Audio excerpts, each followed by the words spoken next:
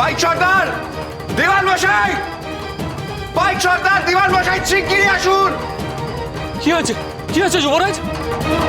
কেউ আগুন লাগাতে এসেছিল মনে হয়। গ্রামবাসীরা? সে কি সর্বনেশে কথা!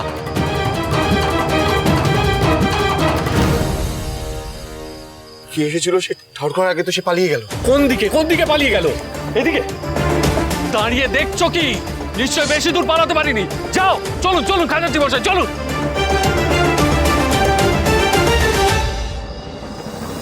বলা যায় না কোন শত্রু, দস্যুরাও তো হতে পারে।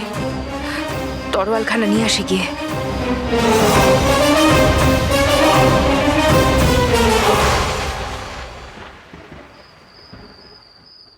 এই হাঁড়িটা যুবরাজ, যুবরাজ, হ্যাঁ কি হলো বাবরি? এই হাঁড়িখানা এলো কোত্থেকে? তাই তো।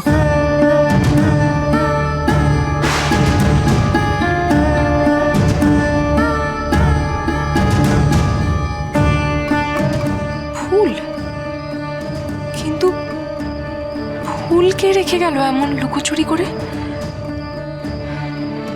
এখানকার প্রজারা যে কি চায়, অবশ্য কোনো প্রজাই যে এটা রেখে গেছে তাও তো নিশ্চিত করে বলতে পারি না, তাই না?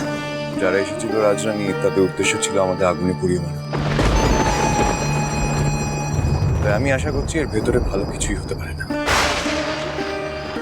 কিন্তু কিন্তু হাড়ি ভর্তি ফুল, ফুলে কি থাকবে? এই ফুল বিষাক্ত হতে পারে, বা এর ভেতরে এমন কিছু থাকতে পারে যা ভয়ঙ্কর। এই এলাকা তোমার জানা নয় ভবানী, আর অচেনা এলাকায় প্রতি পদে পদে বিপদ থাকতে পারে যা জানা বা বোঝা অসম্ভব। ভবানী, এটা এক্ষুনি আমাদের বাইরে নিয়ে যেতে হবে। এখানে এটা রাখা নিরাপদ নয়।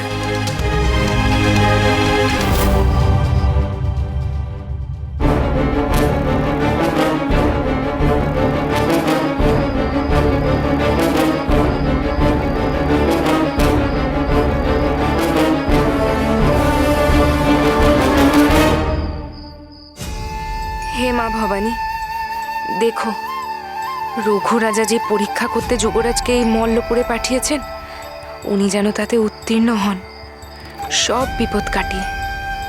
আর আমি যেন যুবরাজের পাশে থাকতে পারি সব বিপদে, প্রত্যেক যুদ্ধে। কোথায় কোথায়, আরে কোথায় এই বিশ্বনাথ? এতক্ষণ সময় লাগছে কেন? খোঁজ খবর নাও।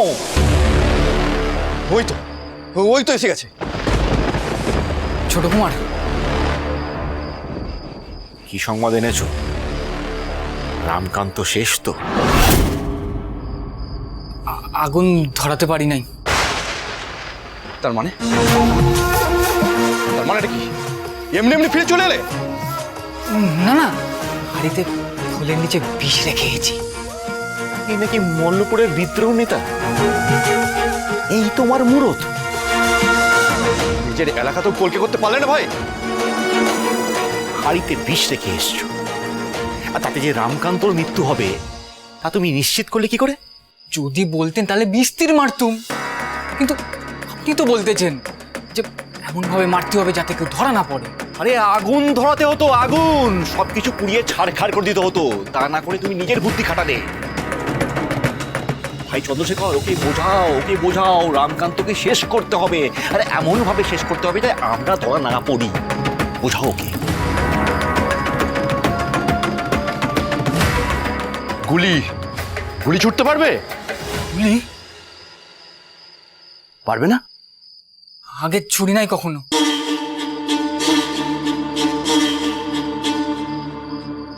চন্দ্রশেখর, এরা ফাঁদ পেতে জন্তু জানোয়ার ধরেছে নিশ্চয়ই। বলো এমন কিছু করতে। বোঝাও বোঝাও।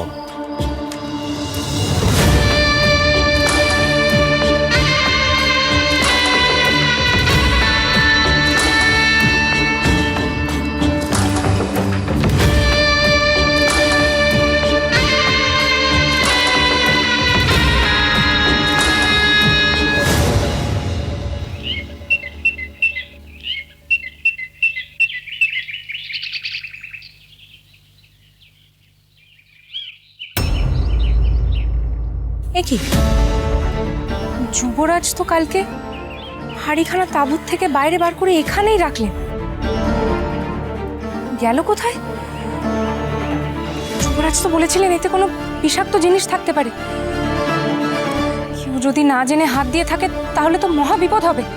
যুবরাজ, যুবরাজ, যুবরাজ, কি হচ্ছে ভবানী? বলছি আপনি কালকে যে হাড়িখানা এনে এখানে রাখলেন সেটা নেই, কে নিয়ে গেল বলুন তো? আপনি যে বলছিলেন বিষাক্ত জিনিস থাকতে পারে, কেউ হাত দিলে ক্ষতি হয়ে যেতে পারে, বুঝতে পারছি না। এ কি কাণ্ড ভবানী? কিন্তু দেওয়ান মশাই কোথায় গেলেন? দেওয়ান মশাই, শিগগিরই আসুন। কি হয়েছে যুবরাজ? দেওয়ান মশাই, একখানা হাড়ি ছিল ফুলে ভরা, আপনি দেখেছেন বা সরিয়েছেন কি? না তো যুবরাজ। আমাদের এক্ষুনি খোঁজ নিতে হবে সেই হাড়ি কে সরিয়েছে, কারণ আমার যতদূর ধারণা সেই হাড়িতে বিষাক্ত কোনো বস্তু ছিল, আর এটা সেই বিক্ষোভেরই ফল। সময় নষ্ট করবেন না দেওয়ান মশাই, আমাদের খুঁজে বের করতে হবে সেই হাড়ি কে সরিয়েছে। আর তার হ্যাঁ, আমি এখনই দেখছি। সর্দার, সর্দার, পাইক, বরকন্দাজ, কে কোথায় আছো? আগে দেওয়ান মশাই, বলছি যে ওই ওখানে একটা হাঁড়ি ছিল, তোমরা কি কেউ হাঁড়িটা নিয়েছো? দেখেছো হাঁড়িটা? সেই হাঁড়ির মধ্যে ফুল রাখা ছিল। আগে না, তেমন কেউ করে থাকলে আমার কাছে নিয়ে আসতো দেওয়ান মশাই, বা ফেলে দিল, আমায় না জিজ্ঞেস করে এই কাজ কেউ করতো না। সর্বনাশ, কারোর যদি কোনো ক্ষতি হয়ে যায়? এখনই সমস্ত পাইক এবং বরকন্দাজদের এক জায়গায় করো এবং তাদের জিজ্ঞাসা করো। হ্যাঁ, চারিদিকে খোঁজ নিন। ওই হাঁড়িতে যদি কোনো বিষাক্ত পদার্থ থেকে থাকে তাহলে তো মহা সর্বনাশ হয়ে যেতে পারে, আর আশেপাশে বাসিন্দাদের যদি কোনো ক্ষতি হয়ে যায় তাহলে তো তার দোষ যুবরাজের ওপরেই এসে পড়বে দয়ারাম দাদা। হ্যাঁ, তা তো বটেই। বিক্ষুব্ধ প্রজাদের সংবাদ আসছে কাল রাত্রে গুপ্ত আক্রমণের প্রচেষ্টা হয়েছিল।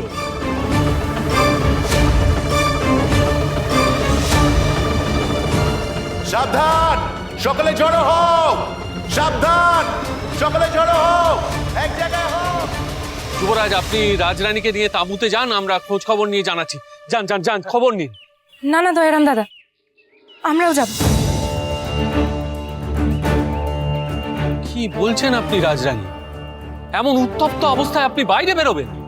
এখনই প্রকৃত সময় দয়ারাম দাদা, প্রজাদের সমূহ বিপদ, আর আমরা তাঁবুর ভেতরে চলে যাব। যুবরাজ, তা কি উচিত হবে বলুন? এই তো প্রকৃত রাজরানী সুলভ কথা বলেছে। দেওয়ান মশাই, এরপর আপনার বা আমার কারোর কথাই চলে না। ভবানী যথার্থ বলেছে, আর এই যাত্রায় ও যাবে।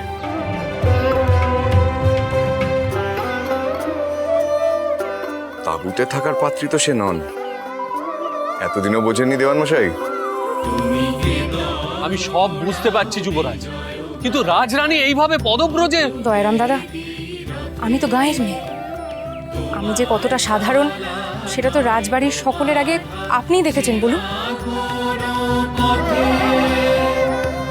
আমি বরাবর পায়ে হেঁটে চলাফেরা করেছি, আজ কেন পারবো না? খুব পারবো। আমাদের আর সময় নষ্ট না করে এক্ষুনি বেরিয়ে পড়া উচিত। চলুন।